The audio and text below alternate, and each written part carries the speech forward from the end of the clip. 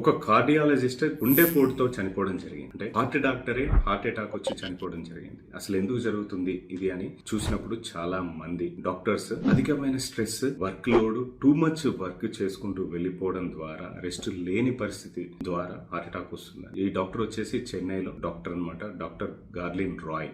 అతని work style చూసినా కూడా చాలా మంది డాక్టర్స్ ఏం చెప్తున్నారంటే too much work pressure, double shift చేయడం వల్ల, తట్టుకోలేని ప్రెషర్ వల్ల, రెస్ట్ కరెక్ట్ గా ప్రాపర్ గా తీసుకోవడం వల్ల ఇది జరుగుతుంది. అలాగే యూత్ లో కూడా చాలా వరకు హార్ట్ అటాక్ జరగడానికి రీజన్ ఇదే. కరెక్ట్ టైం కి పడుకోకపోవడం, రెస్ట్లెస్నెస్, స్ట్రెస్, ఫ్యూచర్ ఎలాగుంటుందో అని ఆలోచించుకోవడం, ప్లస్ వర్క్ చేస్తే కంటిన్యూస్ ఒకటే వర్క్ చేయడం, మళ్ళీ బాడీ పైన ఇంకా లోడ్ వేయడం ద్వారా ఇవన్నీ జరుగుతున్నాయి. చాలా జాగ్రత్తగా ఉండాలి, బాడీకి కావాల్సిన రెస్ట్ ఇవ్వాలి. అదే కార్డియాలజిస్ట్ ని వాళ్ళ వర్క్ ప్రెషర్ తో, వాళ్ళకున్న స్ట్రెస్ తో ఇవన్నీ జరుగుతాయి.